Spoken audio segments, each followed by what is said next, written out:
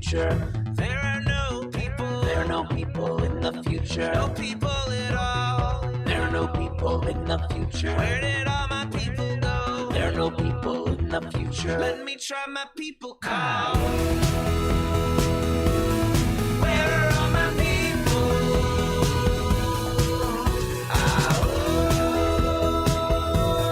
Where are all my people? I guess I'll fly away now. Hey, everybody, welcome. It is Friday, October 29th, 2021. Welcome to Raging Chicken's Out the Coop podcast. This is Kevin Mahoney, editor and founder of Raging Chicken. Each week, I talk to the campaign manager for Scott Perry for Prison 2022, Sean Kitchen, about the good, the bad, and the ugly in state and national politics. Yes, we are streaming live on our YouTube channel, so don't forget to smash that subscribe button, like the stream, and hit the bell so you know every time we go live. And if you're listening to this as the podcast, just take a couple minutes, head on over to our YouTube channel, hit that subscribe button. Like, we want to hit the 200 subscriber marks pretty soon. So get on over there, tell your friends, let's smash those subscriptions. On today's show, Build Back Better? We shall see.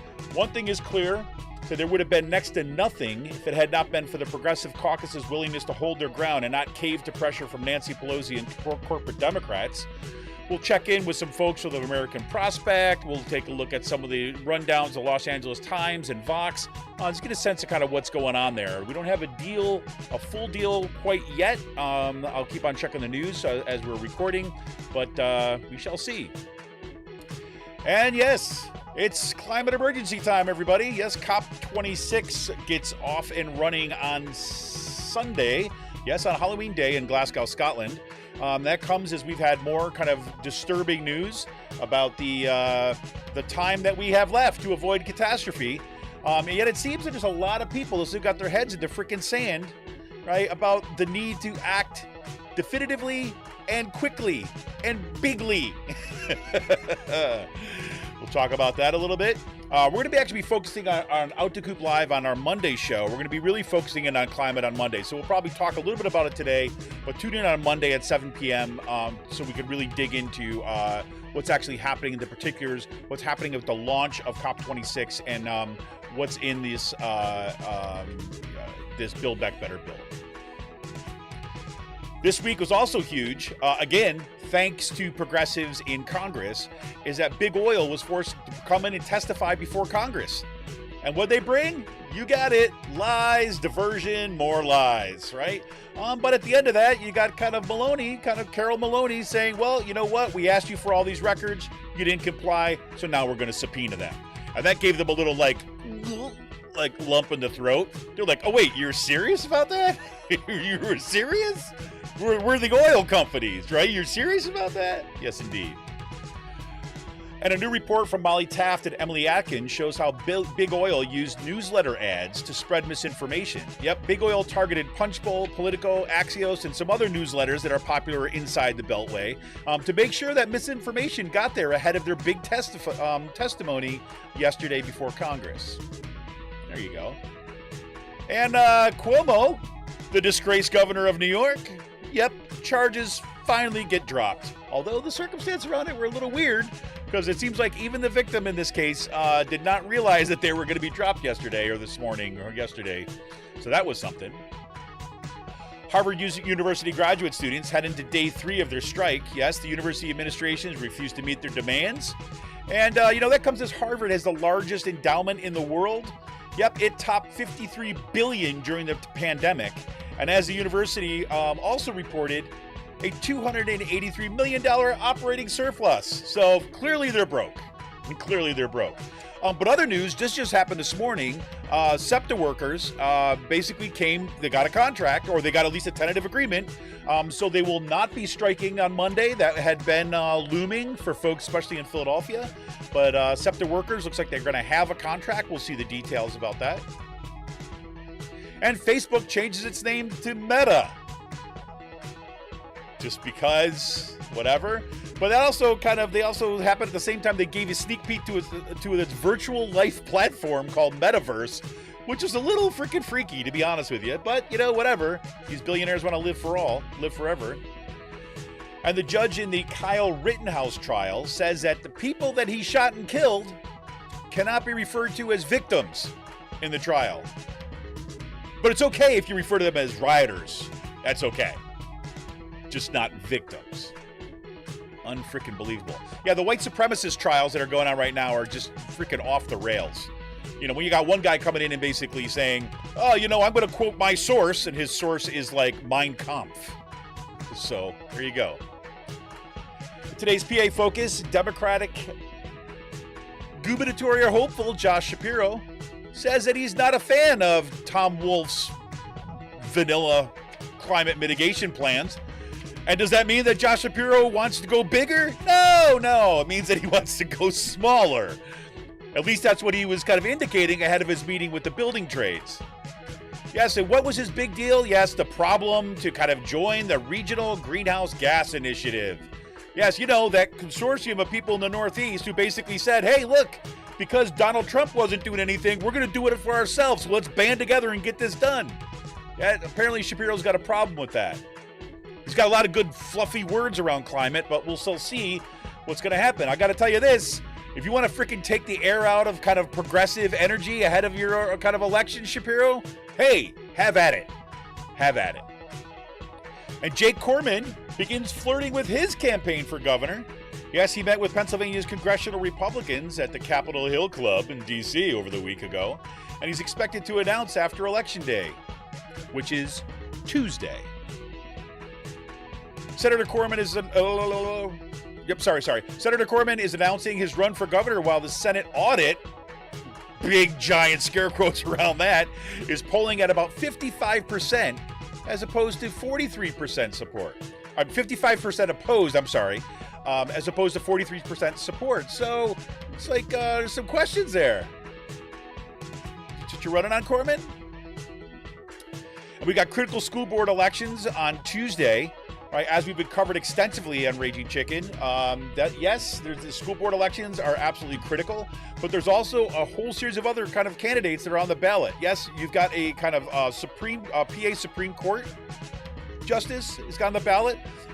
You've got, depends on where you're at, but you have mayoral elections, you've got county elections, you've got sheriff elections, you got district attorney elections.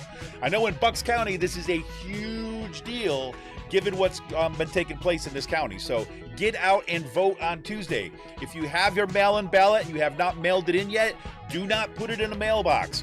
Bring it to a drop box or bring it to the elections office. Do not do it. Look that up online. Don't trust anything that you're getting from some rando on Facebook.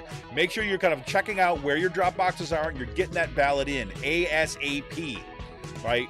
You have up until November 2nd to return a mail-in ballot if that's what you've received. Otherwise, you can vote in person as usual. How to get that out?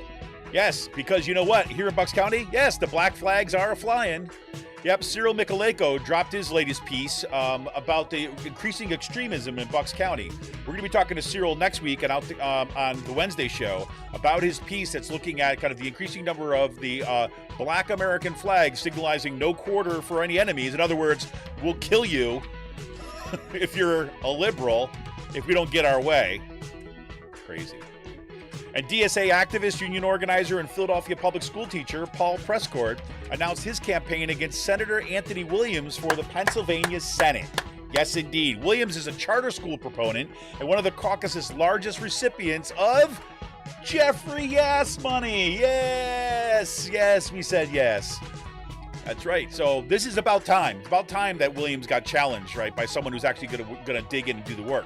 This is awesome. And speaking of Jeffrey Yes, the Commonwealth Foundation are making it rain for judicial and school board candidates. The Commonwealth Leaders Fund gave at least $1.9 million in support of the PA Supreme Court nominee Judge Kevin Brobson. Then the Commonwealth Children's Choice Fund and Students First PAC also gave $145,000 to groups supporting right-wing school board candidates across the Commonwealth. Tuesday's Election Day. Did I mention that? November 2nd. That's Election Day. Get out and vote. And today's last call, we'll see what's kind of going on. Check it in, see what Sean's doing out there, what I'm doing out here. I've been reading Kate Aronoff's book, Overheated. You're going to talk a little bit about that. If you've stuck around for the last call before, you know that I've been kind of diving into my Dungeons and Dragons of late, and I just picked up a copy of Tasha's Cauldron of Everything, which is an interesting book because it's I kind of got connected to all these kind of discussions around race and Dungeons and Dragons, which are freaking awesome. And Tasha's Cauldron of Everything was an attempt to kind of undo the way that kind of racial categories were kind of set up in D&D. So if you really want to go nerdy with me, stick around today's last call. And I'm still waiting to watch the new Dune. It is out. I cannot wait to watch it, but I have not had time. And I keep on seeing these people saying, man, it was great. And I'm dying. I'm a huge fan of Dune. I was a fan of the books when I was growing up. And yes, I know Frank Herbert is a kind of like Scientologist or whatever crazy dude, but the book is freaking awesome. At least the first one. I didn't care for the later ones, actually. I don't know. My friends were saying it's kind of like Star Wars. Well, I mean, all those things are kind of like Star Wars. I mean, all these science fiction things are kind of like Star Wars. But yeah. Anyway, we'll talk about it last call. Remind you to tune in to the Rick Smith Show. Streams every night on YouTube, Twitter, and wherever you get your stream content. But better yet, head on over to thericksmithshow.com. Just get all the details about his podcast, how to sign up for his podcast, and all the shows he's got going. He's broadcasting on freespeechtv.org. He's on WBAI in New York, KPFK in Los Angeles, and freaking making waves. The Rick Smith Show. Congratulations. And if you haven't already, you got to check out the Sisters of the Night Caucus podcast. You can find it on Anchor, Spotify, iTunes, or wherever you get your podcast. The amazing PA women stirring the political cauldron behind this podcast rock the house. And they know where the bodies are buried. And make sure to follow them on Twitter at The Night Caucus. That's at The Night Caucus on Twitter. And for all you gamers out there, The Game In is a Quakertown-based black family-owned gaming store. They're friends of the show, and they've got everything from retro N64s to the latest consoles, video games for all platforms, collectibles, figures, Funko Pops, you got it. And with school back, yes, your kids get A's in their report cards, have them bring it over to the Game In. You know why? They get a discount. How awesome is that? Check out the Game In on their Facebook page. Follow them on Twitter at The Game In. If you got a question about a game, look for something hard to find, shoot them an email at thegameinpa, that's with 2 N's, thegameinpa@gmail.com. Special shout out goes to Jonathan Mann, yes, who wrote our intro song, There Are No People in the Future. You check out all his great stuff on his YouTube page and follow him on Twitter at SongOfDayman with 2 N's, that's at SongOfDayman on Twitter. We got some great stuff coming up on Out the Coop Live, as I mentioned kind of above. This Monday, November 1st, happens to be my sister's birthday too as well. Happy kind of early birthday to Corinne. We're going to be talking about COP26, the climate crisis. That's going to be kind of occupy a chunk of our time. Love to hear from people, especially if folks have been following this or are concerned about the climate. We're going to be kind of digging into that on Monday. We're also going to be taking a look at some of these seriously disturbing emails being sent to Pennsbury school board members ahead of Tuesday's election. I've got a bunch of these emails that looks like they came right to know requests or so on, that are absolutely, they're racist, they're anti-Semitic, they're sexist, they're violent, ways they're going to intimidate school board members ahead of this election, because masks. That's right. Pretty crazy. So we do that on Monday. On Monday the 8th, that's a week from this Monday. Monday the 8th, we're going to have Kirsten Zolfo on. She's, of course, our kind of Bucks County Indivisible bunch. She's like, works with Indivisible statewide. And we're going to be digging into getting ready for the battle for the PA1. That's right. We've got some candidates already kind of announcing to go up against Brian Fitzpatrick in the 2022 election. And we're going to see what other kind of nonsense he's been involved in. So we'll be looking for that on Monday, November 8th. And on Monday, November 15th, we're going to be talking with Laura Putnam. Laura Putnam is a professor of history at the University of Pittsburgh. And we're going to be digging into looking at the kind of changing political dynamics around the Pittsburgh area, particularly what happened and why people left the Democratic Party and why there's a resurgence of left and socialist activism happening in that area. So tune in on the 15th for that with Laura Putnam. I want to give a special shout out to our brand new Podbean patron, Yes, Jordy3, who joined at the $5 a month level. Thank you, Jordy3. Because we want to look, we need people like Jordy3 to step up and become a member. Yes, because we want a progressive future. You know it. We need progressive media. You can support Poldo Punch's homegrown progressive media today. Become a patron of Raging Chicken for as little as $5 a month.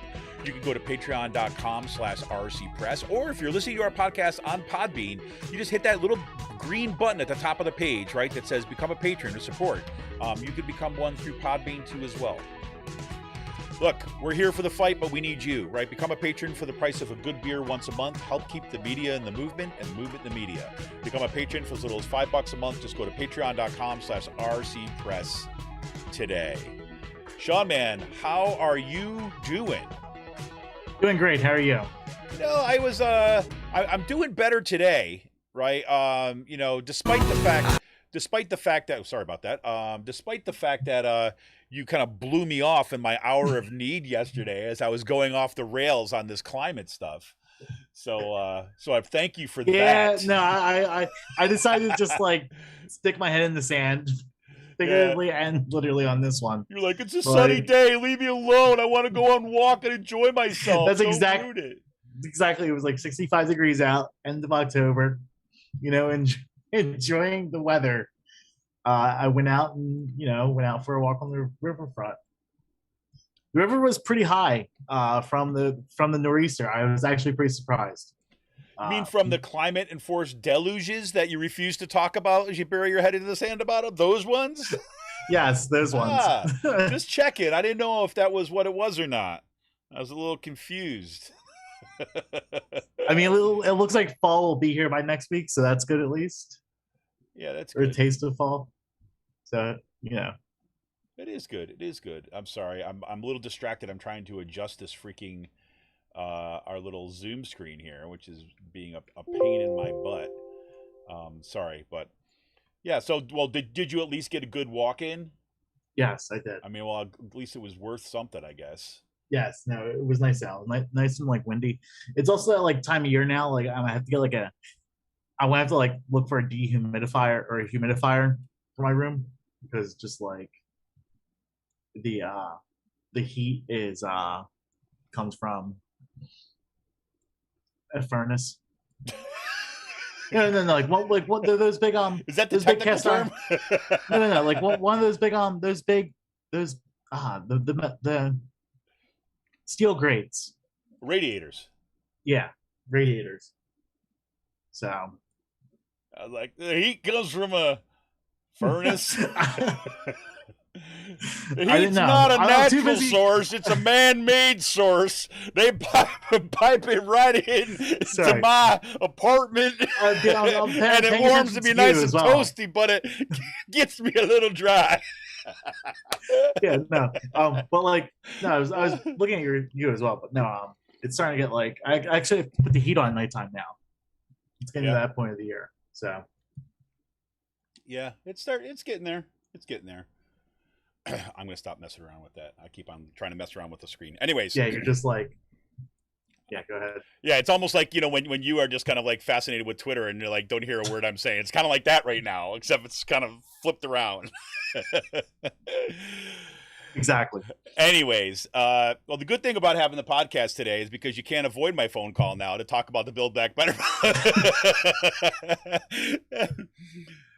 David Dan's Build Back Less.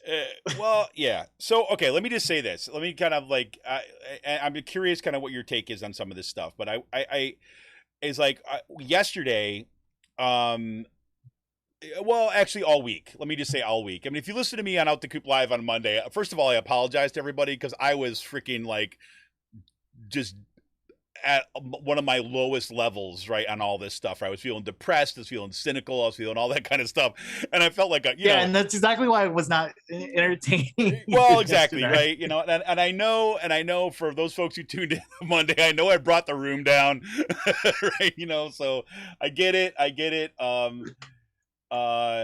So yeah, but so you know, I started, and I was really what I was in particularly kind of really frustrated and upset about was when it comes in particular with climate.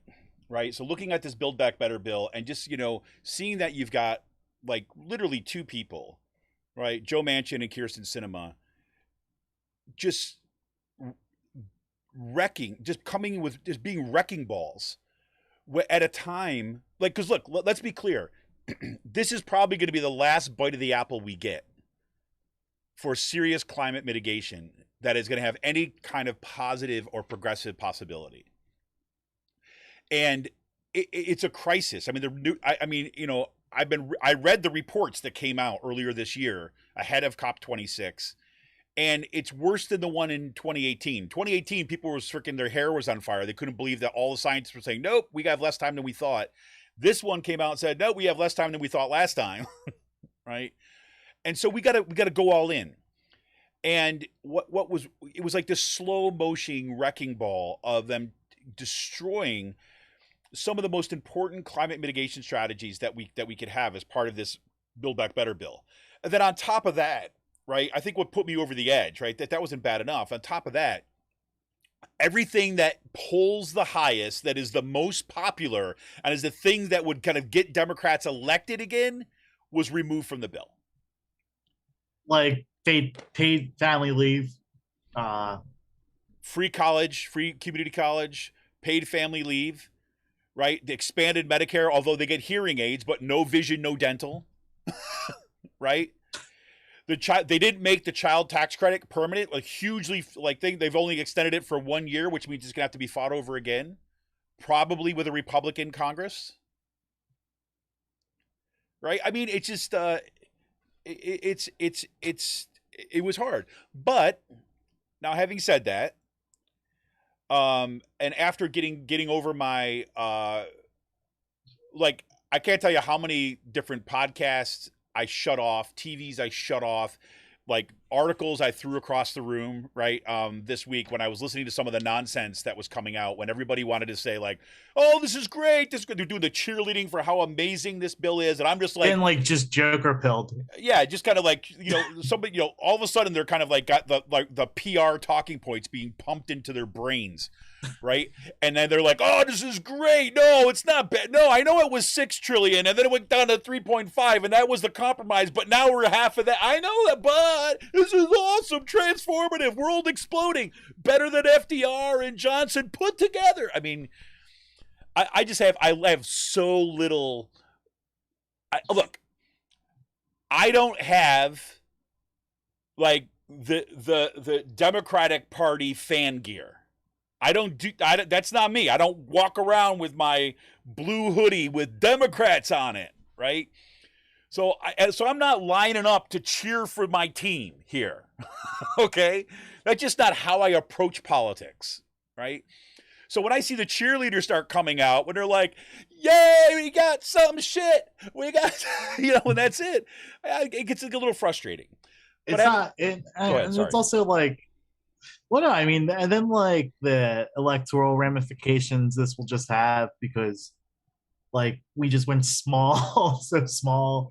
Like, I mean, the apathy, you want to drive apathy, like, and just like tamp down your own like people who got Biden elected and okay, here we go. Like, you know what I mean? That I know exactly what you mean.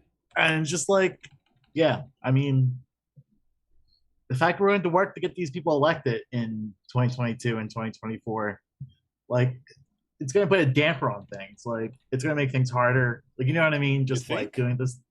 Yeah. Yeah, me too. Yeah. So, I mean. And so that's the concern. I mean, that's like the secondary concern, right? And I think we have to accept the fact that we're not going to learn, right? I mean, I think we're just going to have to accept the fact and we're that not doing anything to stop, like, the building authoritarian fascist movement on the right wing right now. It's kind of just like, going to be taking over school board positions next week. Like, well, we'll see. Like I said, I have a lot more hope with some of the organizing that's happening at the school board level than I do at the national level. That's for sure. Yeah. I mean, and I think that local organizing, and we've been talking about this for a long time, and local organizing really is ultimately going to be what's going to matter over the long haul. Yeah. But but it's just one of those things, Sean. It's like, I mean, you could see the train coming, right, or the train wreck coming, I guess, right? Because if you've campaigned, this is the politics end of it. This is kind of not even at the okay, what we actually need, because what we actually need right now versus what the politics are very, very different worlds, right? We got like this climate, the climate stuff in the bill. Now, again, the majority of the money in this, I don't know if I would say the majority of it, but it's like, what is it? It's about $555 billion of this is going to go to kind of mitigating the climate crisis, right? And that is, this is accurate and this is true when Biden says that is an unprecedented investment in that. That's absolutely true. We have never seen that kind of money before. However, the amount and the how are problems, right? One is that when the scientists come out of it, when they kind of do the calculation of what's going to be needed to actually turn our infrastructure over and what kind of investments are needed in our electricity grid and stuff like that, that's not even close. It's a drop in the bucket, right? So that's one. The second thing is the how. The bulk of that money is in tax credits, right? It's try to incentivize people to do the right thing. And again, that's the wrong model. I'm sorry. I mean, we've got the electric car initiative, but we're not going to get to climate mitigation through electric cars or individuals choosing to put solar panels on their roof. That's not going to happen. Is it necessary? Is it part of it? Absolutely. But those tax credits transformative. This is the mindset where, and this, I'll talk about this in the last call today, but Kay Aronoff has been great on this for a long time. And, I have followed her writing for quite some time. And her book Overheated came out recently, and I haven't had a chance to read it yet, but I'm reading it now. And she is so freaking dead on, right? About, this kind of the problem where we're at right now, right? This kind of the way of approaching these things. And again, it's similar to what Naomi Klein argued in This Changes Everything, that, this kind of like half measures and kind of like tax incentives and hoping corporations do the right thing. It's just not going to cut it. And unfortunately, we have leadership in the Democratic Party, right? I mean, Republicans are a lost cause. Let's be clear about that. They're at an absolute lost cause. Every single one of those people voted against, right, this bill. So let's be clear about that, right? But the leadership of the Democratic Party, right, are still wedded to this model that was kind of like, cemented back in the 1990s. And it's not helping us right now. So...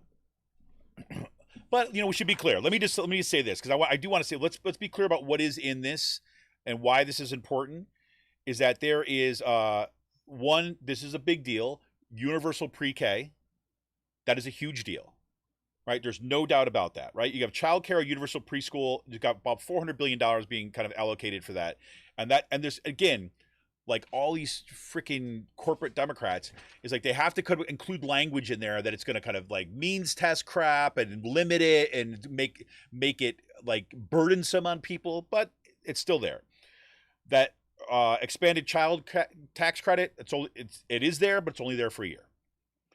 Right? Medicaid and Affordable Care Act subsidy expansion, they're going to expand that. So say, for example, if you live in a state that because of the Republican-dominated legislature just chose not to expand Medicaid, right, to cover people that needed it, this money will allow poor people to buy into Medicaid. Okay, now all sorts of problems with that, but it is an expansion, right? So it is a step in the positive way.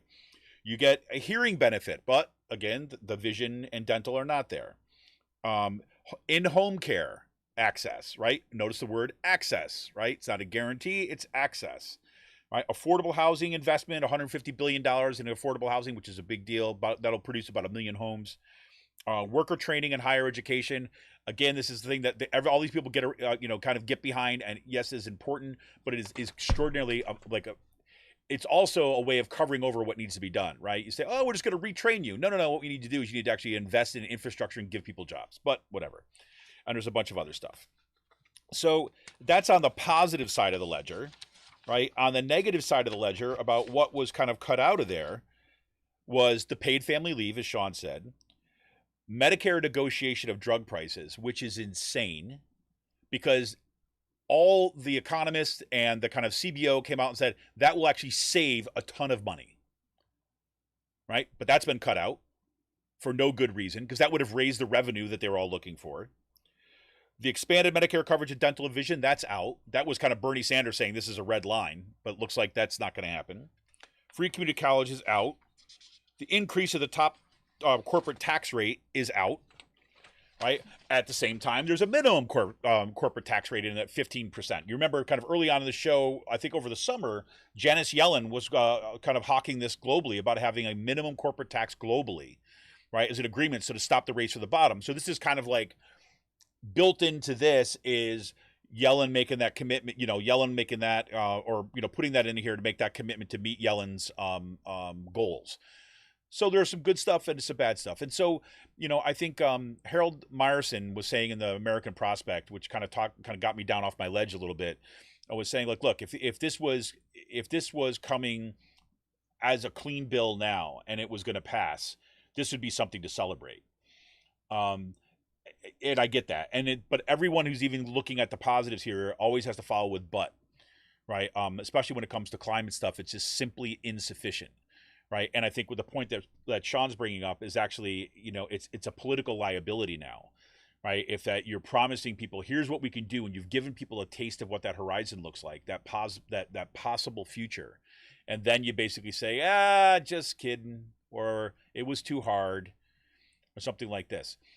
And, again, this is politics. So part of it has to do with your affect. I mean, part of it has to do with how you approach it. It may be true because look, Biden does not have the majorities that FDR had or Johnson had, right? I mean, it's got a 50% threshold here. I mean, you're talking about an evenly split Senate, so there's going to be compromises going into this. However, it's your tone and your affect and how you approach it.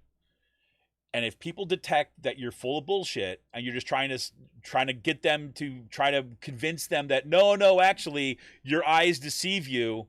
This is actually the best thing in the world, then people are going to know it's bullshit. And that's going to affect people's willingness to come out and support you. Right? And where are we going to feel it? We're going to feel it first in the midterms in 2022. So, anyways, I don't know if you got anything else on this, Sean, but it's like, I just wanted to get that up front. So, No, I've not been paying attention to this week. I did not want to get depressed. Yeah, this stuff. But yeah, I hear you.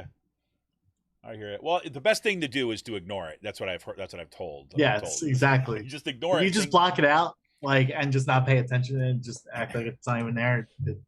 Yeah, it's better. That's what Dungeons and Dragons does for me. It basically keeps me away. It's keeping me away from a 24 hours of news. Is basically what it comes down to. But just pure existential dread and all. Yeah, that kind of stuff. I tend to enjoy it. Makes for good storylines as you're designing D&D campaigns. I'm just saying.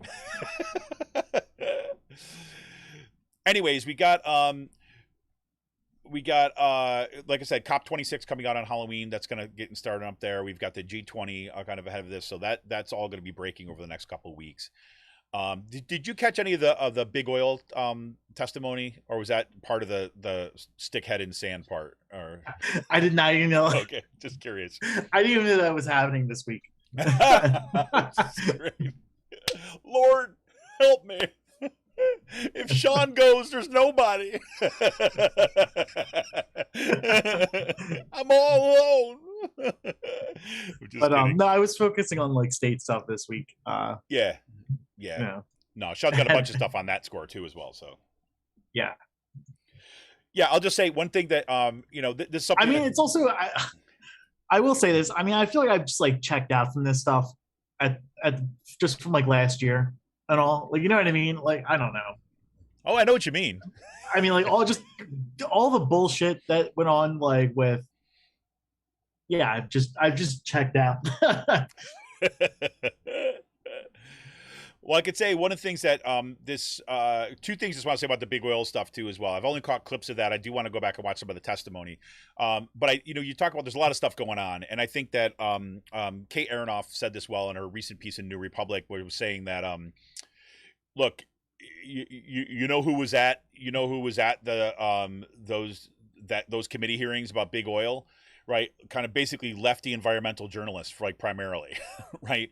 And some folks from the major papers, just because there's so freaking much happening that stuff that would have been kind of front and headline news is just that got kind of pushed way down, and but basically say there's going to be a lot more coming out about this, and the way I look at that is like number one, like kudos to Carolyn Maloney, right? And I know that she's not always on the kind of the left end of the spectrum and things like, but kudos to her for wanting to send out subpoenas, and kudos to Ro Khanna for getting this thing really kind of motivated and going, and basically holding these people accountable and getting them on record, right? Because you remember what happened at this has been likened to what happened with the tobacco industry, and I agree it's right. And there's a bunch of people that have been kind of raining on that parade, saying no, this is not the same. But you got to remember is when tobacco industry came and they gave their testimony, right? What made that so important is the fact that in the long run, it was shown that they were lying, like under oath, right? And that's where this stuff kind of goes. And now the documents are already here on the big oil stuff. So now, and we've got a climate crisis. This is going to be really interesting going forward. So that's I'll definitely be following that kind of going forward. And the other piece by Molly Taft and Emily Atkin, there's going to be links in today's show notes. Definitely check this out. It's really fascinating, and it just shows you like what horrible institutions big oil is, right? If you don't know that already, right? Is that so they basically target all these insider newsletters that go out to folks with inside the Beltway and political circles, and just poured a ton of money into ads on those newsletters. So ahead of these hearings. So like, for example, Punch Bowl, if you don't know Punch Bowl circulates kind of inside the Beltway, right? Very kind of like, the TikTok of legislation and all that stuff. 63% of Punch Bowl newsletters, or 30 out of the 48 of them, were sponsored by fossil fuel interest. 100% of Politico's morning energy newsletters, 15 out of 15, were sponsored by fossil fuel interests. And 62% of Axios's Generate newsletters, or 10 out of 16, were sponsored by fossil fuel interests. Right? And they had big block ads all throughout them too as well. So definitely check that out. You just can kind of see that. It's one of these things that's actually, I think, very, very useful when you're having conversations with people too as well, to show you what they're actually doing, right? To try to pull the wool over people's eyes. So there's that. Good to see also that Andrew Cuomo is kind of going out. That's good. I was happy about that. I didn't realize he was going to get charged. Yeah, well, apparently neither did he, and neither did his victim. It's like, this is like, I see this through the lens of growing up in New York State, right? One of the most corrupt for the political systems that you can have out there. Like literally the charges came out, and then everybody kind of looked around to each other, like the lawyers and everything, like, wait, this wasn't supposed to happen until next week. It's like the Spider-Man gif. Like everyone's just pointing the fingers at each other. totally. Like, what? And like I said to you before the show, it's like, yeah, this is kind of a classic example. Somebody that wanted to make sure that Cuomo could not get out in front on his PR thing, and he didn't give a crap who they hurt, right? So, because even like the victim in this case was like, whoa, and had to kind of like, get up. So that was something, but that's going to happen. And he's brought up on charges, a misdemeanor charge, but could face like up to a year in prison, which he probably won't because he's the freaking elitist. But still, he's getting charged. But he's getting charged. Yep. And there's going to be, and it's like, yeah, it's gonna be good. And for a use the mug shot? What's that? The mug shot. Will there be a mug shot? That's what I want to see. Yes. I'll get that T-shirt. Right there. I'm gonna get that design now. Actually, the Cuomo mugshot T-shirt. I love it. Cool. If you haven't seen this, been going on too as well. Harvard University graduate students are in their day 3 of their strike. It's great to see. Again, this is the end of Striketober, right? But could it be Strikevember continuing? I think so. Whatchamacallit? Philadelphia transit workers might be going on strike. SEPTA workers next week. No, that's what I just said at the beginning of the show. That was in the intro. They got a contract this morning. Oh, they did? Okay. Yeah, they agreed on a thing. See, this is what I'm saying. Sean just really doesn't listen, right? Even if he's looking at this, looking kind of generally in your direction, he's really not looking at you, right? This is why Zoom has been so great for Sean. Because he can pretend, but not really. Because in Zoom, you're not really always looking in the cameras. You don't really know anyway. So it's like a little thing you got going on there. I get it. I was looking at the Okay. Phillies scores or No, I'm looking at the notes. I'm just joking. It's not in the notes. Okay. It's not in the notes because I said it at the end. I forgot to put it in the notes, but I mentioned it there. But yeah, because this just broke this morning. Okay. That they were ready to go on because everyone was getting really concerned. Schools and things were trying to make it like plans, and they apparently they have at least a tentative agreement today. We'll see what that plays out because because they are a union that does go on strike. That's known for going on strike Yep. and consistently going on strike. Yep. I actually was in high school when they were on strike once, which was interesting to say the least. Yeah. Well, and here's a couple of the things that they're demanding in the contract, which they got like in this thing. And so again, here's the reason. You compare what happened is Build Back Better, right? And here's a union, right? What do you got the union? They got paid family leave in the contract, and they got Juneteenth as a paid holiday. Right, where two of these kind of key, plus in addition to protection of benefits and increased wages, right? So I mean, I don't know all the details of it, but that's what I saw reported on it this morning. So freaking A. And they did a ton of work last year. Yeah. Through the pandemic. So exactly. And if you're gonna say after everything that they did like last year, and they're sit there as SEPTA going to try to fight them on this, you're not gonna, those workers are not gonna cave. Sorry. So cool. The other thing, so you got to see those Harvard University graduate students that they're on strike, day 3 of their strike. And the coolest thing is yesterday, and I assume today too as well, undergraduates walked out of classes and joined the picket lines. Oh, and then Marty Walsh, the labor secretary, was at the Kellogg strike in Lancaster this past week. Nice. The first time a labor secretary has ever walked a picket line in the country's history, or the history of that office. I wonder if he's using Obama's unused pair of shoes, to walk on that picket line. That's awesome. That's freaking fantastic. That's what we want to see. So fantastic. And Facebook changed its name to Meta, right? Why? Because it's getting all the slack because of the whistleblower, right? So it's just going to try to do the kind of switcheroo thing. Oh, we're not Google anymore. We're ABC kind of thing, right? We're not Blackwater. We're Z. Right. Exactly. That work doesn't. Oh, we're gonna change our name 4 or 5 times until you don't know who we are. No, we didn't kill 17 people in open daylight. No, that wasn't us. That was Blackwater. We're not Blackwater. We're this other, that kind of thing. That's crazy. But the other thing that I don't know if you saw this online, but there was like a preview of this virtual reality world that Facebook wants to launch. Did you see this week? No, I did not. Dude, it's really science fiction freaky, right? So they basically have they have this, and of course, freaking Zuckerberg's got to appear in his own commercial, right? So he goes up to a wall and there's a kind of an avatar of himself, right? And he's like, oh, what do I wear? And he's like, presses on the thing, he switches things. Okay, now I'm going to join my friends, and then the screen turns around, and now he's in his virtual world. So it's like a Sims, yeah, except you're in your VR stuff, right? It's VR Sims basically. Yeah, no, fuck that. Yeah, it's freaking. I'm telling you, this is what they think is going to be the most important thing to do right now. So, and that's of course called Metaverse. How on brand with their new name, Meta, right? See, Facebook's not a company, just a product, Sean. Right. Meta's the company. So how meta is that? Right, crazy. Yeah. Anyways, and then we've got the horrible having it's just fucking insane.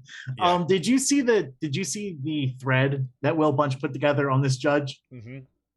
Yeah. Freaking okay. awesome. So yes. So I feel like with some context, this judge is an extreme right winger and has been like this for 30 years now, and has just a fucking Will Bunch put a thread about how crazy this guy is online. But the fact that the people that Rittenhouse killed can't be called victims is just insane.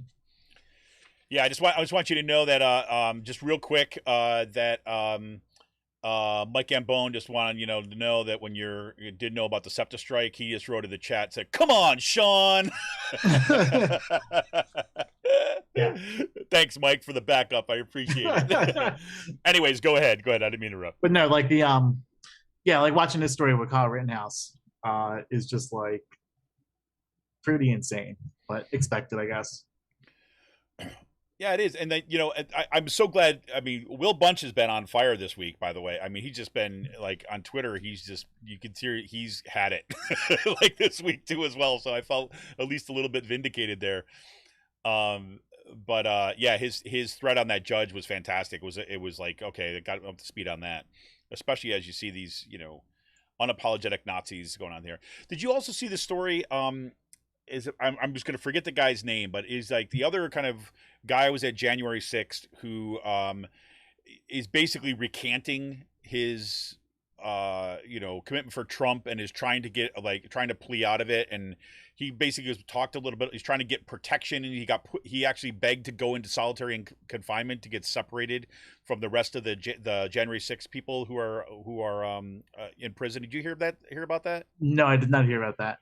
Well, this is fascinating because you talk about jail as a kind of radicalizing possibility, especially among white supremacists. That seems to what's happening. They have a wing that's called the J6 wing, right, of the prison. They're colloquially named. So it's just like Akram Asylum, like the Akram Asylum wing of the fucking joint. Basically, right? So this guy, I'm sorry, I wish I didn't. I wish I had thought about putting this in the notes because this was fascinating. So he's basically on trial, and he's like, look, oh yeah, he's the guy who dug up, who took the police the badge from one of those officers that was getting beaten and buried it in his backyard. You remember this? No, I don't. No, okay. So anyways, they dug up the badge, right, and everything like this, and he's basically recanting, saying like, oh, blah, blah, blah, I was duped or whatever, whatever you want to say for that.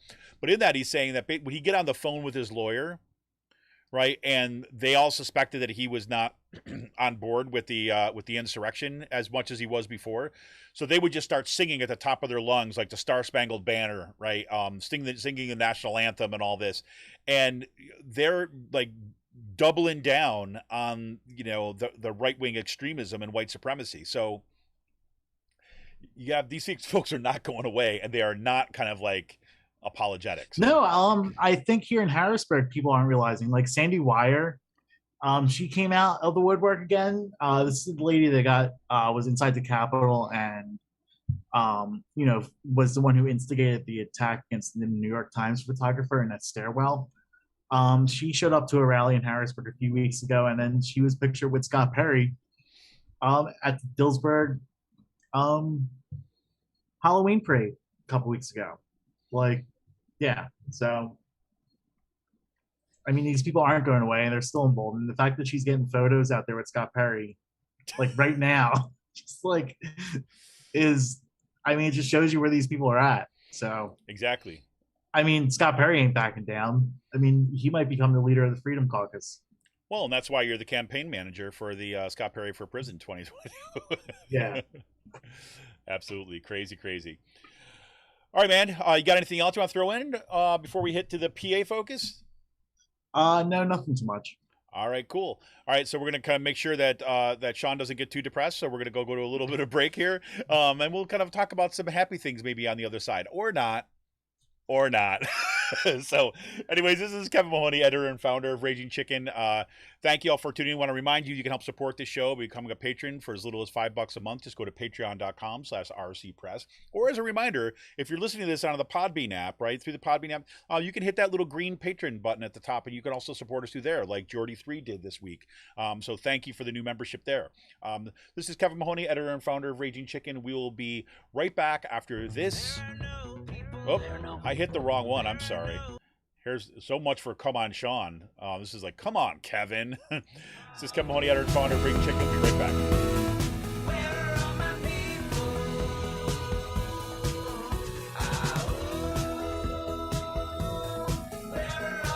We good?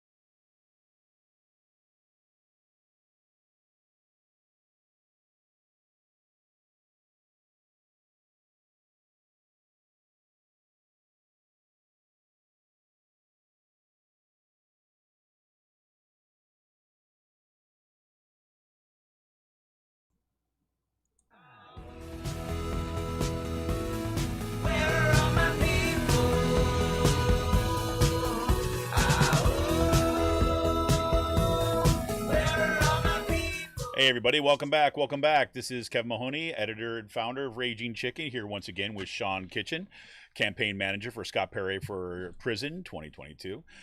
So Sean, man, it seems like it's been a little bit of a busier week this week out there in Harrisburg, but also around the state. There's been tons of activity, tons of activity around there. So where do you want to jump off to?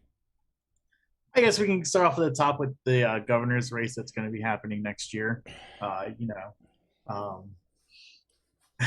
Indeed, like this week, I think my little like what threw me for just kind of like really, it was really more of this kind of like, are you? I think it was kidding me? unforced.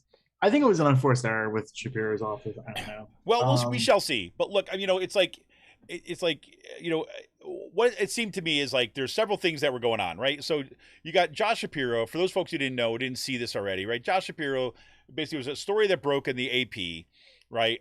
Mark Levy kind of had this posted in the AP that basically Shapiro is distancing himself from Governor Tom Wolf's climate mitigation plans, in particular his decision to join the Regional Greenhouse Gas Initiative, or RGGI, right? And so he floats this stuff out there like, there's some problem there. So on the one hand, he says his office comes out and says that, oh yes, we have to kind of make sure that we have a kind of strict plan of, climate mitigation. At the same time, he's going to say he's going to undercut what the commitments that Tom Wolf has made, right? Now, let's remember, for the long time, the Pennsylvania had not joined that, right? So it was a new decision to join that to become part of the solution as opposed to part of the problem. And so his campaign comes out he comes out and basically tells people that, he's not on board. And the fact that that drops like less than a week before COP26 begins, right? And some of the Build Back Better thing is going on right now in Congress, right? Where people are saying, like, looking at climate mitigation stuff to signal that you want to go. Let's be clear here. Tom Wolf's. I don't even think it's the timing of that stuff's important. I think it's more or less the timing, like a week after your campaign starts, pretty much. Like, this is like one of the first major things that comes out. It's just like, this is not the direction to be going in with climate right now. It's just like, and it shouldn't be like the first major thing. I mean, we'll see what happens, but. No, but I do think it matters, because I'll tell you why it matters, right? Because, Pennsylvania is going, like, the governor's race in Pennsylvania is going to be a national race, like it or not. People are going to be watching it, especially because what happened during the last two election cycles, right? For presidential election cycles. So people are already paying attention, and Shapiro has gone out of his way to give himself a national name. I'm not faulting him for that. I mean, I think he's been doing really good stuff in terms of his campaign. What he's been doing as Attorney General has been very positive in many ways.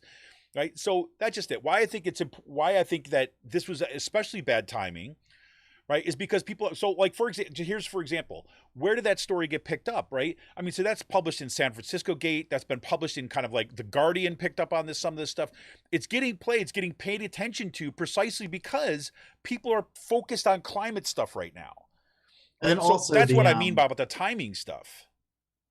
Yeah. No, there's that. I mean, I just think, like, look. We just have to look. My only reason of even bringing this up is like, it's kind of a version of what I was saying at the beginning, right? Let's just not get on let's not get our team sport mentality in here, right? Yeah. That we need to have pressure on Shapiro or anybody who runs for governor, anybody who runs for Senate to make this stuff. I mean, like, we have to do something with climate change, and we can't have someone like doing, like, just throwing their hands in the air, taking a wait and see approach. Right, exactly. So, and that's just got to be a clear message that we're going to give to Shapiro early on, right? So that's, one of the reasons why I just was kind of like tweeting stuff out at him, right, as getting like immediately, and other people were too as well. It's not to say like, oh, okay, he's just a big phony, whatever. No, we need to get the pressure needs to be there from day one. We don't give him a pass because he's got a D next to his name. That's all I'm saying. But on the other end of the aisle, it looks like we've got like another contender. Yes. So this is actually pretty funny. I think this also has a little bit to do with some of the fun I had this week. So Senator Corman is beginning his campaign for governor. He's going to be ramping it up over the next couple of weeks. He met with Pennsylvania congressional Republicans at the Hill Club, or the Capitol Hill Club down in D.C. a couple weeks ago. That was picked up by Brad Bumstead earlier in the week. So it's going to be expected he's going to announce his run for governor after Election Day. What I thought was funny, there was an NRA fundraiser going on. Were you watching my Twitter account that night? I don't Monday? think so. No. So Monday I was live I really need to tweeting. go for a walk. I need to go for a walk and stuff like that. I didn't want to get Okay. like Yeah, brought yeah. down into the mire So- of all this stuff, right? So I just shut it down, and I went out and enjoyed myself. So So I was at my bar, Sturgis, and there was an NRA fundraiser going on upstairs, and I was ended up like sitting in the corner, just like, and I started like live tweeting all the people who ended up going in there, nice. and Corman was one of them, which was fun. So, you know, off that side tangent, one of the things I think is really interesting also came out. The Franklin and Marshall poll came out this week, where a couple of things happened. One, that was Governor Wolf's popularity numbers actually went up, and his opposition numbers went down for the first time in a few months, which was pretty good. And then the quote unquote audit is getting has interesting numbers with 55% opposed and 43% in support. Right. And like the strongly opposed outnumbers the strong support by from 45 to 30, which is still like pretty big numbers. That's a big deal. I mean, especially since you're talking about that those changes happened since what you said, March or April? No. This was the first time they asked the questions for it. Oh, I thought for the that audit. I was looking at that poll, and I think there was these two. No, that was the change in Trump I'm sorry. Republicans. I'm sorry. Yeah, you're right. I'm getting these two things confused. My bad. Yeah, but no, I think for like the first time that polled, having 55% be opposed to an audit is a pretty big number. Yeah. And one, it's gonna be hard to like overcome. Yeah, fingers crossed. And so the other thing I was said to you before the show today too as well was that what it also I thought gave us a decent at least barometer, a look into what's the radical minority, like what's the size of that radical minority, and and it's not insignificant, right? But it's critical that it's a minority, right? Yeah, I know. I think like having like the people who are more against it having the higher number, making up pretty much like the plurality is a good sign. Yeah, I agree. Very, very cool. And so that other one was kind of looking at the change in like centrist Democrats and progressive Democrats. Yeah, exactly. You saw like people who call themselves centrist went from like 45 to like 37% over the past few months. That dropped a lot. And then those who call them progressives pretty much went in the other direction, went from like 33 to like 38. So I think you're seeing it shifting in the polarization or like the of the party, it seems. Yeah, and I think that I do think that some of these school board races I think has some impact on that. Kind of seeing how people are approaching it. I know that it's been really interesting just in my area seeing some of the shifts in how people are approaching it. There was an initial, let's call it say Bucks County Democratic Party line about how to approach this through kind of reasonable and rationality and all that, just kind of like be above the fray kind of stuff, the Michelle Obama move, right?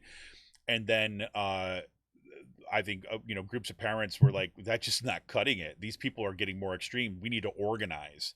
And the folks who are doing a lot of the organized were kind of progressives, and I think that is have an impact in terms of say politicizing people in terms of how they think about themselves in this context too. So that was pretty cool.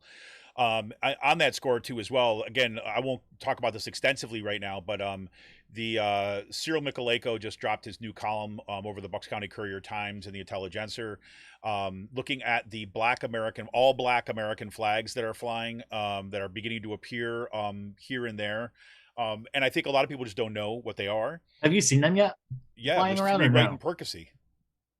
Oh my God, Sean! The picture that he has on his for that column is like maybe like 6 blocks from me. Yeah, no, I have a neighbor a couple blocks away from me that put one up, and it turns out he is a fucking staffer for Daryl Metcalf in the house. Yeah. Please tell me you have pictures of that. Yeah, Well, yeah, let's just say also Just to like put in the local. file folders, all I'm saying. I mean, yeah, I know who the guy is. I know who the staffer is. I found it kind of odd. Like, literally had that thing up, like literally the day, like back in like January. Like, I don't know, or like after the election in January. And kind of put out a fucking like, literally like a red flag into the neighborhood. Right. Because that got me poking around on this flag and like what it meant. And like, yeah, all of our anti-fascist friends know, like, that live in the neighborhood. It's not like we like don't live in the neighborhood. Like, you know what I mean? Yep. I mean, you're kind of just like throwing yourself out there. That's all I'm saying. Yeah. Especially in a community like this in Harrisburg, because exactly. you're going to draw some attention with that, and you're not going to, like, people are aware of this flag and like what it means and who these people are. Yeah, and I think that I mean, what I think was important, why I thought like Cyril's article was so important, is because I think like out in our area, right? Not a lot of people know who. I mean, I think more people know now, right? Because people are starting to pay attention and watching the kind of extremism grow. But basically, it's a threat. It's the no surrender flag, right? And no quarter to the enemies, right? And basically, we don't take prisoners, we shoot you, right? Is kind of the sense there. It's a symbolic kind of statement that you are willing Civil to War engage flag, right? in violence, huh? Isn't it like an old Civil War flag, or it goes back? Yeah. Yeah. No, it's. I mean, like, we have a neighbor who has one of those appeal to heaven flags in his front window. Yeah, it's something. It is. Yeah, it's something. So, yeah. So there you have it. So, anyways, yeah. So those are. So we'll talk more about that on the Wednesday show next week. So do tune in, because it's going to be a worthwhile one to really hear Cyril kind of unpack some of this stuff. And from what I understand too, as well, is like that article has been blowing up, and people have been noticing more and more of these black flags that are around, especially kind of in Bucks County. So there you have it, right? This is not going away anytime soon, that's for sure. But then on the positive end of the ledger, since we go kind of back and forth here, we got some good news coming out of Philadelphia. Yes, DSA. So 10-year anniversary of Occupy happened this fall.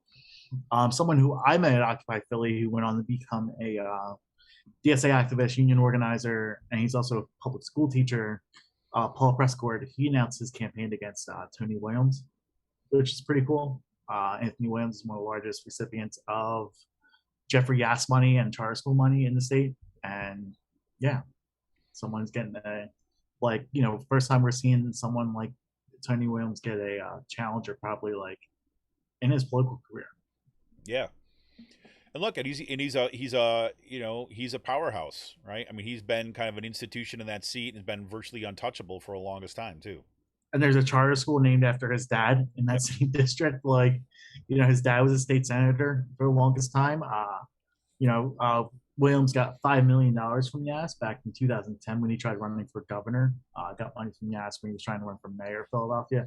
Was never able to really win any of those races or gain any traction. But yeah, this is a longtime supporter of Jeffrey, or proponent of Yass and the charter school movement. And he's getting a challenge from someone who's not afraid to call himself a socialist, and someone who's a public school teacher.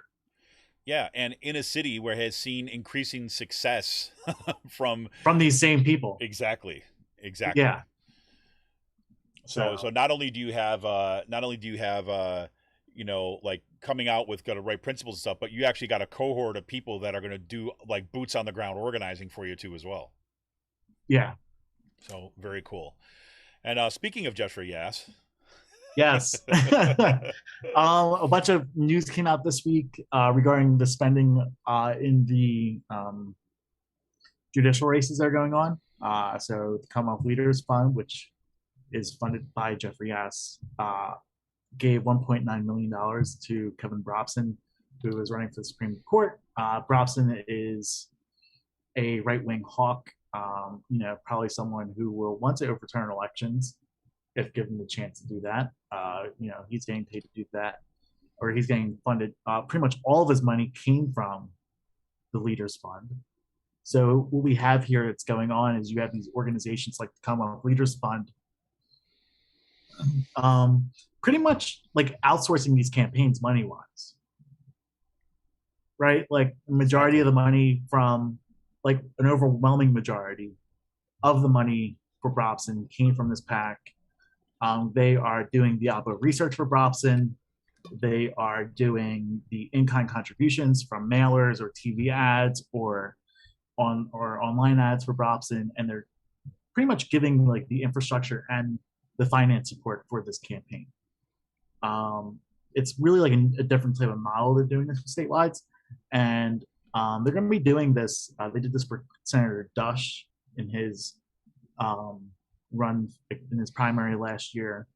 They're only going to be doing this more next year. Like they are pretty much taking over the campaign arm of these races from start to finish. So, and this is all getting funded by Jeffrey Epps. Very, very cool. Very, very cool. And then the school boards, the other PAC that's involved with this is the Children's Choice Fund. And Students First, they gave $145,000 to the Back to School PAC, which is funding right-wing school board candidates across the state. So, more fun news. More fun news. Gotta love it. Gotta love it. Oh boy, oh boy, boy, oh boy. We got a lot of stuff going on. A lot of stuff going on. Yeah, cool. So anything else? Happy thoughts. Yeah, happy thoughts. I was like, I have happy thoughts ahead of next week's elections.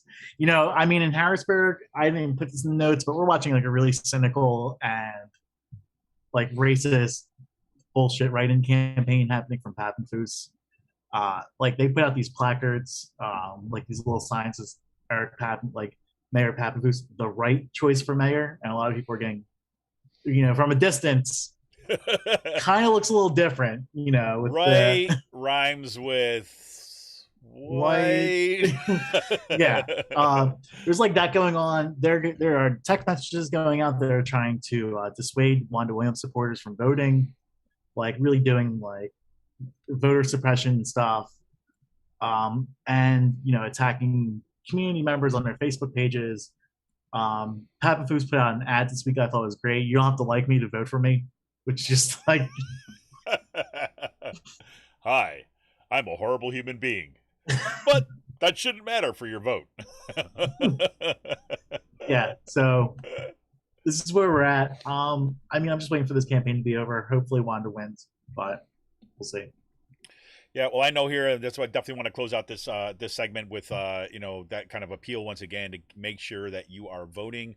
Make sure that you are, if you have a mail-in ballot, do not mail that ballot in anymore, where you need to go and put it in a drop box, right? Make sure that you get that vote in ASAP. Make a commitment to get that done this weekend at the very latest. I know here in Bucks County, all the public libraries, or at least I think all of them, but at least most of them, the public libraries have drop boxes where you could bring them. There's one right here in Percy, right? There's one, you could bring it to the courthouse and your county courthouse instead, even up to election day, but it has to be in by the 2nd. Right, so you got to make sure that you get there. You want to hand deliver that now. There's no way you can mail it in and have it get there in time.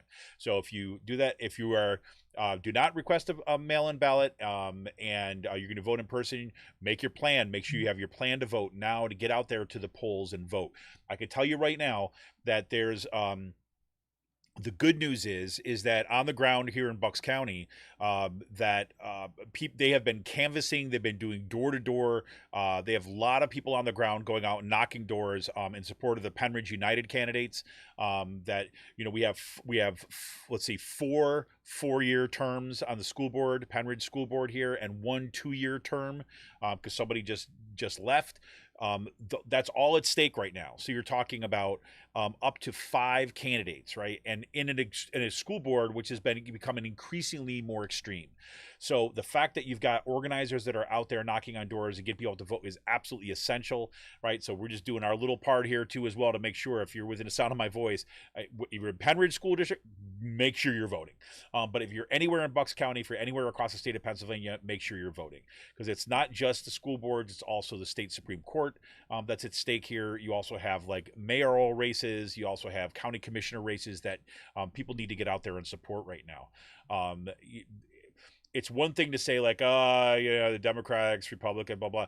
It's a whole different ballgame we're playing in right now. We're talking about trying to at least stave off really right-wing extremism that's threatening violence in our communities. So it is time to make sure that you are getting out to vote, that you're planning to vote. And if you have that mail-in ballot, make sure you're going to a drop box and putting it in a drop box. Election day is Tuesday, November 2nd. Right. So let's make sure that we get a full court press. Make sure you talk to your neighbors and make sure people are getting out there to vote. Right. Talk to your neighbors. If you know you got neighbors that are on the right, maybe you don't talk to them. Like, you don't want to do the work for them. That's all I'm saying. Right. You want to talk to the neighbors that you know you're going to get out to vote. Right. Don't be shy. Right. Just get them out. Right. Don't be shy. That's good campaign advice. That's all I'm saying, right? You want to talk to somebody. I just want to be clear what we're saying here. I just want to say, like, talk to the ones who you know are going to vote the right way. Exactly. Those other ones. By the way, I'm just saying that out of respect for those kind of right wingers. Tell them like that election day is November 3rd. I'm joking. Yeah, right. No. Did you see that though? Coming out from yes. Berks County. Yes. That's just targeting Latinos. Yes. Yep. Yeah, I mean, it's bad. It's bad. But all I'm saying is this. Your friends of yours who are kind of Republicans or on the right, they really think that personal responsibility is the most important thing. And the last thing that you want to do is to interfere with their ability to carry out their own personal responsibility, right? So they want to do that. So yeah. We, however, believe we're in a community, we're in a collective, and we're kind of strongest when we work together. So we're going to exercise that. You don't want to step on their values. So just don't talk to them, because you don't want to kind of infringe upon their values. Let them take their own personal responsibility. But make sure that anybody who's progressive, is a Democrat, who's going to vote for the right people, right? I don't care if they're Republican. If they're going to vote for the right people and you know they're going to vote for the right people, make sure they're getting out there to vote. Anyways, I'm done with the preaching. This is Kevin Mahoney, editor and founder of Raging Chicken. We're going to be back right after this with this week's Last Call. We'll see you in a minute.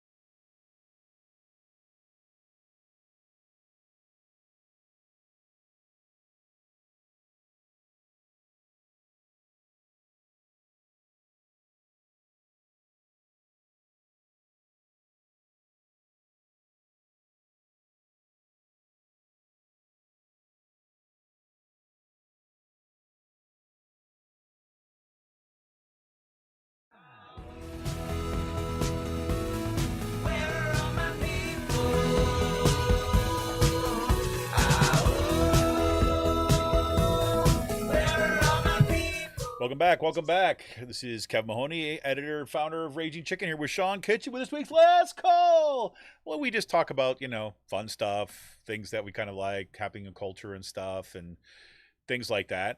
As I mentioned at the top of the show, my book recommendation of the week is going to be Kate Aronoff's book, Overheated. It is, first of all, just a fantastic book. And given the fact that we've got, COP26 beginning and climate issues are kind of front and center right now. It's a great book to be reading. She does, in some ways it picks up where Naomi Klein's book left off in some ways, right? So the book is called Overheated: How Capitalism Broke the Planet and How We Fight Back. So if you recall in Naomi Klein's book, This Changes Everything, she basically says, look, the climate crisis happened at the same time, was like the worst possible timing, at the same time that you saw the rise of neoliberalism. Right. And so Klein really kind of like shows that, makes that case, shows what's going on, digs into a whole bunch of stuff. And there's some of that kind of what Kate Aronoff is doing here too as well, except she brings it up like literally right through the pandemic. And she's even dug in deeper on kind of like the arguments that are being made, the problems in the Democratic Party that need to be rectified if we're going to be able to kind of deal with the climate crisis. And she's kind of the pulls no punches. And if you've read any of her work before, you know that she pulls no punches, that she's basically goes right after the kind of neoliberal consensus and basically, look, capitalism is incapable of resolving this, right, in its own terms. And it's a fantastic book. It felt like I was with a kindred spirit this week, and it made me, kind of grounded me a little bit as I was kind of like going off the rails myself with all the craziness going on. So definitely highly recommended. It's Kate Aronoff's book, Overheated. I'll have a link in today's show notes. The other thing is that I forgot, Sean, did you ever play D&D, or did you never play D&D? No, I never played D&D. Oh, that's right. Catholic school. They probably threatened you that you were going to go to devil or something like that, right? No, I just never played any of that stuff growing up. I was in Scouts, and I played football. Oh, there you go. Yeah. Anyways, for those of you out there, so here's the thing. So this is I thought this is like fascinating. Is that, as you've heard me say on the show, like it's been one of the things that's kind of like helped me of late. I've been watching this show called The Dungeon Run, and they just had their 100th episode this past week, and I actually caught up. Like I caught up to 100, and each one of these episodes, I'm not ashamed to say, is about 3 to 4 hours long, right? So I've put in about 380 hours worth of watching this thing, and usually like I have it on in the background as I'm kind of working on stuff that I don't need to, right? So anyways, so, and it's kind of brought me back, and I said, one of the kind of creative outlets I have is just to kind of like start designing some campaigns for my kids, because they showed some interest in it. That's really what sparked all this stuff out, is that my kids have friends that are starting to play it now, and they asked if we could do it. I'm like, oh, this is awesome, because of course I have this bunch of materials. But one of the things that I noticed, and it was kind of like nagging on me about how I was going to handle some of the issues, because in Dungeons and Dragons is that one of the first things that you do when you're picking a character, you're designing a character, you have to pick a race, right? And so whether you're a dwarf or you're an elf or you're all this, and each one of those races has these kind of like characteristics, right, that are consistent with this race. And, I kept on thinking, obviously when I was playing it when I was younger, I wasn't as kind of aware of these issues as I am now. And so I thought about, like, well, what if I don't want to do that, right? What if I don't like those characters? And when I was watching the Dungeon Run, they don't say this stuff explicitly, right? They don't talk about this stuff like politics and culture stuff like explicitly. But I began to notice that it's embedded in the game themselves, like how they're doing it, is that they actually have Emily says like his 16-year-old has a D&D group. That's awesome. Well, Emily, I would definitely, if your 16-year-old doesn't know about this already, definitely tell them about this. And I could share some other resources too as well, which we're probably going to be talking about on some special shows coming up too as well. Anyways, so what I noticed on the Dungeon Run is that there's these characters that are we're not following these kind of like rigid kind of racial trait stuff, right? And I was like, oh, good, because I was like, how do I get around this? I don't like the fact that you're going to assign this stuff, especially in a context, after the kind of George Floyd killing, after the Black Lives Matter.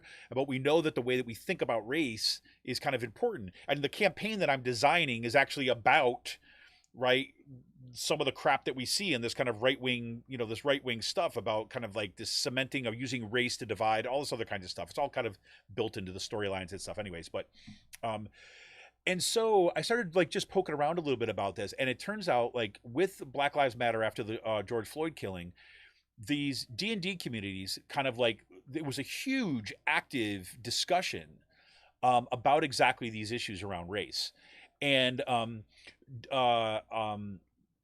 the Dungeon Dragons, the publishers of Dungeon Dragons themselves, the Wizards of the Coast, right? This is the book. They basically put out this compendium, right, called Tasha's Cauldron of Everything, right? And it was their attempt to put out, to basically change the way we think about kind of race, or at least provide rules and tools that will kind of like give you the option to do something differently, right? And I said, oh, that's really cool. So I picked up a copy of that and been kind of starting on that. And then there's all these folks in the community, particularly people of color, people who play this on people of colors, but I started saying things like, wait a minute, that's not good enough, right? We need to go beyond that. So there's these other like free compendiums that are being released, like that are free and kind of open. Some of them are like $5 or something like this, which completely kind of like undermine the way that kind of race is kind of being dealt with within this game. And it's like fascinating. So I have those two as well. And it's been super, super helpful. And why I'm even spending time talking about that right now is like, well, one, because yes, this is something that's like, I'm doing right now and I'm finding fun and it's enjoyable and I get to draw maps and things and it's really cool. But on the other side of it is that we saw like on the right wing, right? The right wing has really kind of went after the video gaming community, right? And embedded themselves in these communities, and when used it as a way of kind of like fostering and kind of like fanning the flames of kind of racial resentment and white supremacy, and all sorts of brutal ways. And there's really important lessons for kind of getting involved in these kind of cultural spaces. I mean, in an organic way. I mean, you come in from the outside into this cultural space, you can be laughed out of them. But I mean, if you're kind of like doing this stuff, and to see that in the D&D community, at least kind of in some of the communities I was looking at, to see them engaging this stuff in really open and frank ways is freaking really cool. And so that's a kudos to all those folks out there in the D&D communities who are actually working with this stuff and trying, not to reproduce these kind of discourses of this racial discourses when we know that, race itself is a fiction, right? It was constructed, it was built, right? To see them kind of look for ways of kind of to change that and kind of alter the way that we play this by still making the game enjoyable and engaging in the same way is just great to see. So do check that out. It's Tasha's Cauldron of Everything if you're kind of into D&D or like that stuff. And I'll look for the other. I don't know if I have it saved in my computer here. It might be in one of the files, but I'll share some of the other stuff probably at a later date. So that's cool. And then the last thing is, that I have at least is that, I'm looking forward. I'm going to do my best this weekend. I know it's Halloween weekend. I'm looking forward to, doing trick or treating with my kids, hanging out there. So last year it was really, tamped down because of COVID and everything like this. And so there was some people that came out, but it was very, very light, as you'd expect. But it's more people out this year, and it's going to be good to kind of gather with some my son's friends usually come over, my brother-in-law and sister-in-law, and my niece come over, and just kind of sit around and kind of like maybe have some pizza or something like this and enjoy the Halloween. And my kids are very excited about it. My daughter's got like a Halloween parade this afternoon, so we're hoping that it's not going to at school. So we're hoping it's not going to rain, so we can actually go over and kind of watch her. Otherwise, we're not going to be able to watch, but we'll see. So that's there. But I hope to be able to find us some time to watch Dune, because I've been hearing some really good things about it. Although, I also know some people are not as kind of thrilled with it. but if you were there for like the different iterations of Dune over the years, supposedly this one is closest to the book, at least the first book. So I'm just excited to see what it is. Right. I happen to love David Lynch's version. That was the original version. It was very dark and weird, and I actually really like that original version, even though it got really panned. It's gone on to have kind of like a certain kind of like cult status and legendary status in sci-fi, but this will be or it's like sci-fi fantasy kind of stuff. But I've heard some really good things about this. So I'm looking forward to do this, and I will let you know after I watch it what my read is on it and whether or not I'll recommend it to you. But anyways, that's what I got going on this weekend. You dressing up for Halloween this weekend, Sean? You doing some trick or treating? Yeah, I'm going out, but I don't know if I'm doing any trick or treating. Just treating. Yes, there's gonna be actually a block party in our neighborhood where Elementary Coffee's at. They're shutting down the block, so like Manjaquin and Elementary right there. Yeah. So we're going to be going out to that. It's a $10 charge to get in. Should be fun. So and I'm dressing up as Gritty. Dressing up as Gritty. Oh man, I forgot. You know what? I even have this like here. Look. Nice.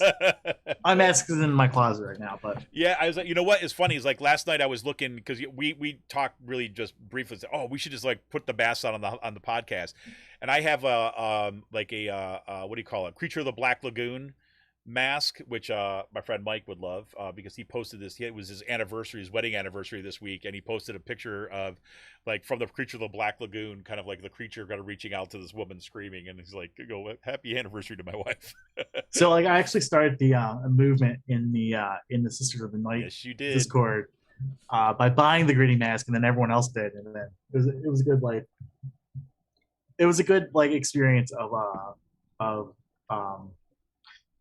not panic shopping, but not panic shopping. No. I'm trying to like I'm at like a loss for words right now. I panic shop for a Gritty mask. No, like I'm just like impulse shopping. There we go. Impulse shopping.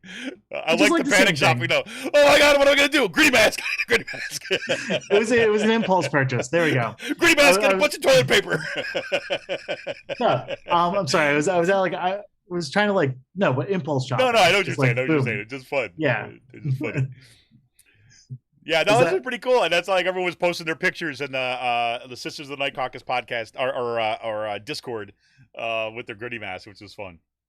Yes. So you're actually, and you've got it kind of, And I have a Flyers jersey too, so it works. There you go. Chris Pronger from 2010. So are you going to show up with like at the block party in the Gritty mask, or are you just going to do the thing where it's kind of like on the top because you don't know if it's going to be? No. I'm going to show up with like. There you go. Yes. Excellent. I have all intention of showing up with that. Excellent. Well, anything else going on, Sean? No, nothing really. Nothing really. Well, hey. Just wait until next week, election day, to get over election with. day, big deal. This is kind of been it feels like I'm holding my breath for a little bit. So, good. Well, listen, I hope you have an awesome time at the block party, and for everybody who's out there still, who's listening, I hope you have a safe and happy Halloween. Take the little bits of joy and fun that the holiday season brings about. The holiday season being Halloween, right? Although I have to say, this is okay. I love Christmas, right? I love Christmas. I love the snow, right? I love winter and all that kind of stuff. And I had to run to Target to try to find something last night. And they started putting the Christmas stuff in, and it made me happy. Now, normally I don't like, if there's Christmas stuff that comes out in October. Sorry, that made me laugh. I did not expect that, but they're starting to put it out. I'm like, oh, Christmas. Like that's what my insides did. So, well, I was looking at the weather, and it's like, it's like a high of like 52 next week. I'm like, all right, that's awesome. Like we're getting to this part of the, because last year, like around election day, it was like 75 and sunny. I know, it sucked. I know. This year was like literally. I took my dog out. Out to a walk this morning. And I was like, "Oh my god, this is awesome." Did you see that photo I ended up getting of the bridge? Which one? You've been posting a bunch of bridge pictures lately. With the clouds. Yes, that was great. Yes, so I ended up buying like a neutral density filter, so that was like a 15-second exposure. Came out to be a pretty good photo. There you go. Emily says in the chat, says if you have any unwanted candy and you're kind of in this neck of the woods, you can bring it to the Springtown post office up until November 5th, and they're going to send that extra candy to the troops. It'll go candy for the troops. So thank you, Emily, for putting that in. So that's Springtown post office. I'll see if I can put a link in the show notes too as well. That'd be great. So if you got some excess candy, looking what to do with, you don't feel like just kind of leaving it in a big bowl so you stuff your face with it throughout the next few weeks, head on over to the Springtown post office through November 5th, and they're collecting it for candy for the troops.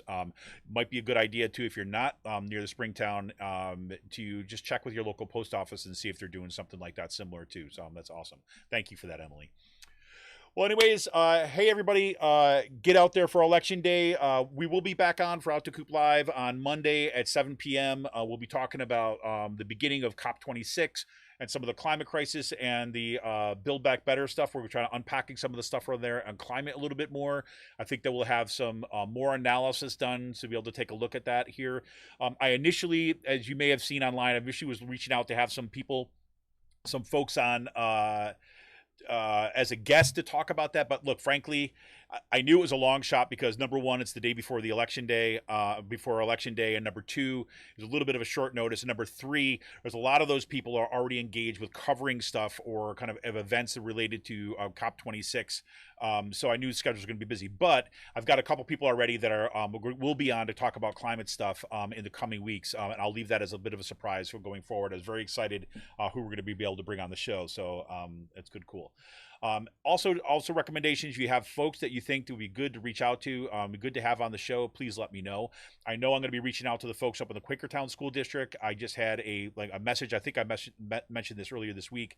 I had somebody reach out to me about the school board election in Quakertown. I did not have a lot of information about it, and it was a message that came in through LinkedIn, and I am virtually never on LinkedIn, so I didn't get it right away. So I apologize for that. But I will be reaching out to them to find out what's happening up there in Quakertown too as well, because on November 3rd, just all this stuff doesn't go away. So we're going to need to keep on following that stuff moving forward. So anyways, have a safe and happy Halloween, everybody. Get out there and vote on Election Day. And, this is like go time. It's like happy time on Halloween and go time on November 2nd. So there we go. So this is Kevin Mahoney, editor and founder of Raging Chicken. I want to remind you can help support this show and all of our podcasts by going to patreon.com/rcpress. You can become a patron for as little as $5 a month. I can't tell you how encouraged it makes for all the folks who've just been out and supporting us. It's great. Make sure you subscribe to our YouTube channel. Let's get us over 200 in the next month. See ya!